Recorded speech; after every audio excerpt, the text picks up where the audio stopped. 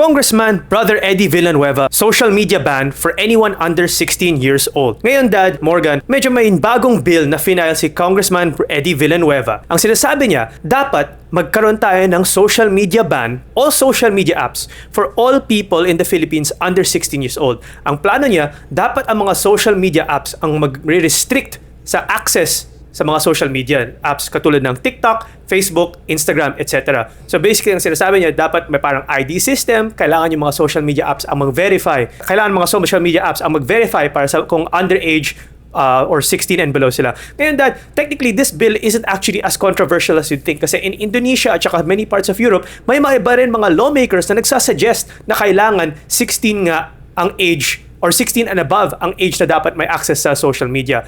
In fact, marami nga mga studies about the negative impact on social media sa mga kabataan ngayon.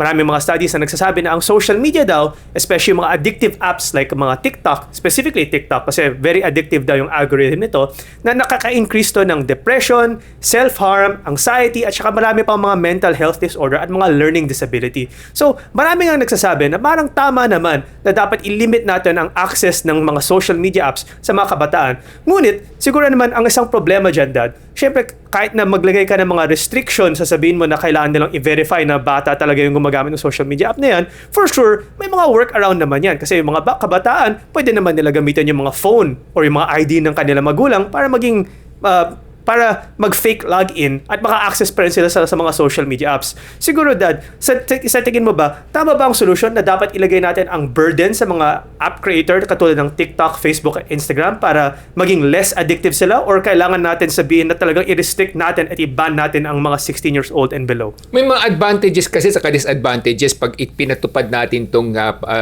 social media ban for 16 years old and below. In fact, sa Australia, meron na rin yata yan sa ibang mga western worlds, no? Pinapatupad. There are some countries in Europe that have also started doing that. Pero kasi, kung titingnan mo, baka mas lalo pang maging addictive sa mga kabataan. Kasi ganun may kasabihan na kung ano yung pinagbabawal mo, lalong gustong gawin ng mga tao. Di ba? So, instead of doing that, I would like to think contrarian methodology, na mas contrarian yung approach ko dyan. Hindi mo ipagbabawal, pero dapat meron tayong government agency, meron naman tayong MTRCB, no? Saka meron din tayong Optical Media Board. Siguro i-enhance na lang, i-expand na lang yung kanilang, kumbaga, kapangyarihan at authority, no? To supervise all the, kumbaga, videos that will be presented in the social media platform. Sila yung parang watchdog, no? At kung may magre-report ng mga video na nakakasama sa mga kabataan, ipapadilis na lang nila o papadelete nila yung page na yon o yung platform na yon, yung video na yon sa mga social media platform. Kasi kung lalo mong pagbabawalan yan, katulad sinabi mo, they will find a way around, no? Katulad mga kabataan, they're very tech savvy, no? So gagawa sila ng paraan na mapaikutan yung sistema. Kasi kahit na kami nung kabataan namin, no, wala pa naman social media noon, ang mga pag nagbabasa ka ng mga gusto mong makakuha ng information, ang ginagawa mo newspaper o comics o magazine, di ba? So kahit na merong mga tinatawag natin mga editorial board na nagbabawal sa mga publicity o may mga grupo na nagbabawal sa mga malalaswa o masasamang publication, may mga lumalabas pa rin.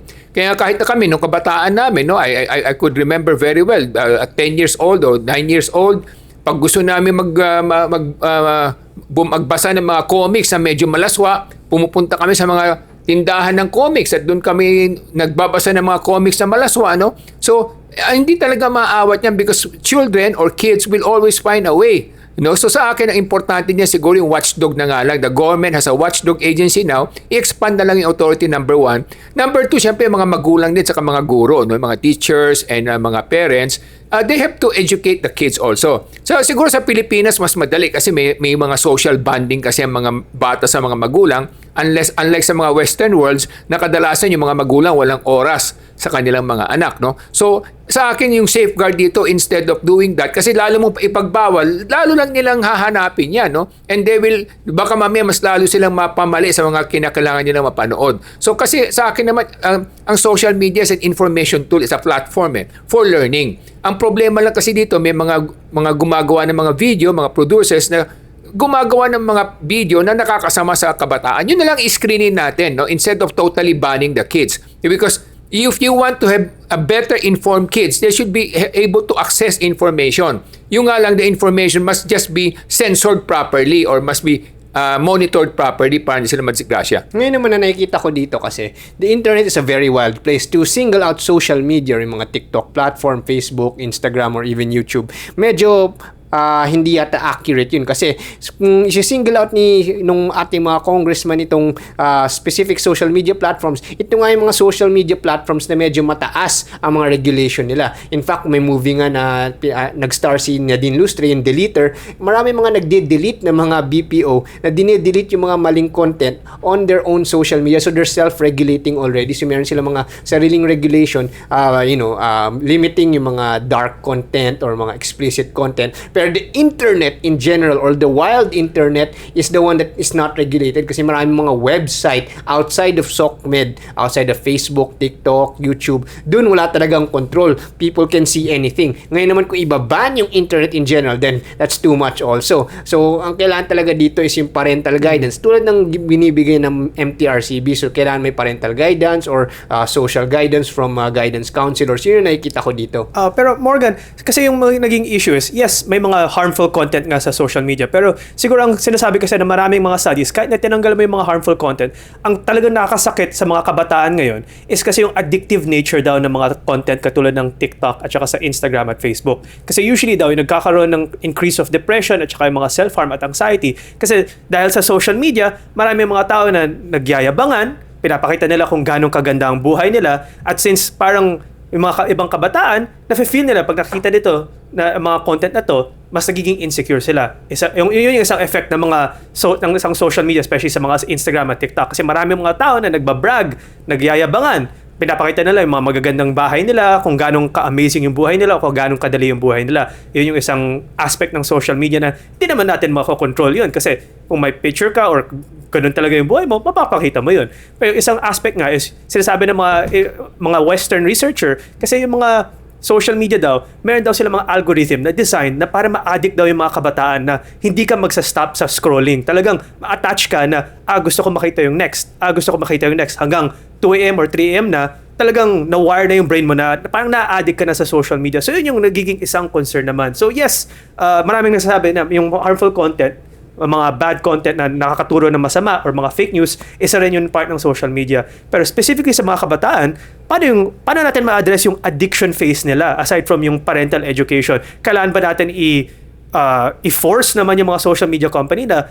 kung bata yung nag-sign up, dapat less addicting yung algorithm? Hindi ko rin alam anong magiging proposal para hindi rin ma-addict yung kabataan sa mga social media kung may computer or computational algorithm rin sila to get people addicted, no, Dad? Well, I will have to disagree with the proposal of our congressman, no? Kasi nga sa akin, there are social safety nets kasi sa Pilipinas na kadalasan wala sa mga Western worlds, no? So siguro sabihin natin, isa-isahin natin, nilalatag ko lamang, no? Ano yung number one social safety net sa Pilipinas? Of course, yung parental relationship ng mga parents sa mga anak, no? Kasi sa ating society, I would say 80% at the very least o 90% ng mga magulang mayroong magandang relasyon sa kanilang mga anak, no? So nakikita naman natin 'yon. So they have time for their children, number one. So yan isang social safety net. Ang second social safety net nga yung ating mga simbahan, no? Kasi 80 to 90% ng ating mga kababayan, mga Kristiyano at Katoliko. So, siyempre, dinadala nila yung mga anak nila sa simbahan. So, merong social safety net number 2 yon, yung mga pare, saka yung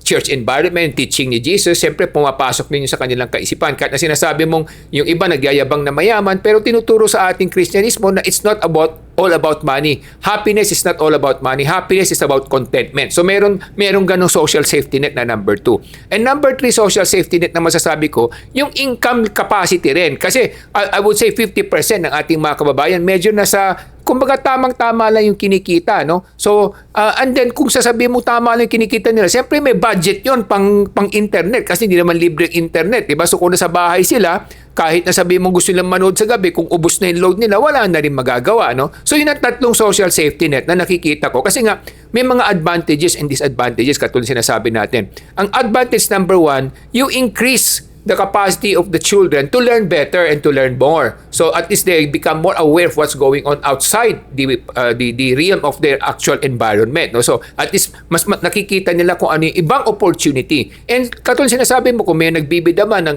kanilang kayamanan, it can also become an inspiration if they're guided properly instead of being a depressant to them. No? So kung sasabihin mo naman kasing totally ibaban mo yan, lagi sinasabi ko nga, people would always be more inspired to go after forbidden fruits, di ba? Kahit na si Eva at Adan, di ba? Natukso siya nung sinabi pinagbabawal yung prutas na yun, no? Samantalang sinabi lang niya na okay yan, pero hindi masarap yan, sinabi lang ganun, yung iba mas masarap, baka hindi na niya ginalaw, no? The more you forbid it, human nature kasi yan eh.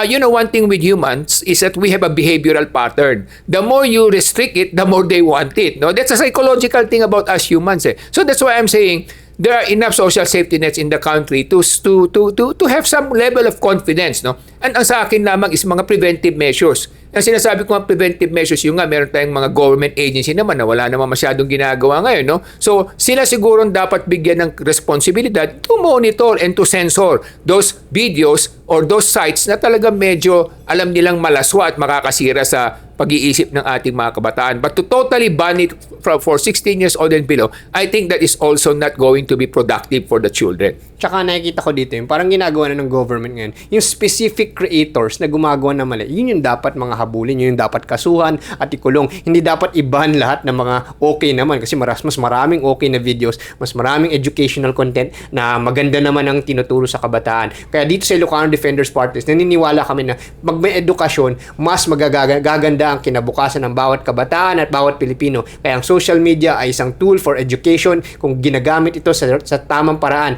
at kung ang ating pamahalaan ay tututukan ng edukasyon, pati ang kabataan ay pwedeng turuan ng ating educational system kung paano intindihin ang social media para sa edukasyon. Ako si Morgan Sain, yung coach ng bayan. Mga kababayan, ang social media ay isang tool. Pwede ito magkaroon ng positive or negative effects sa mga kabataan natin depending sa use nito. So ang kailangan natin, better social media literacy at better literacy para alam natin kung ano ang mali at anong tama sa nakikita natin online. Kaya ang layunin ng Ilocano Defenders Party List ay taas ang antas ng edukasyon para gumanda ang mga oportunidad at trabaho ng ating mga kabataan at mas maging capable sila to tell what's right and wrong. Ako po ay si Solomon Sai, ang inyong kuya ng bayan.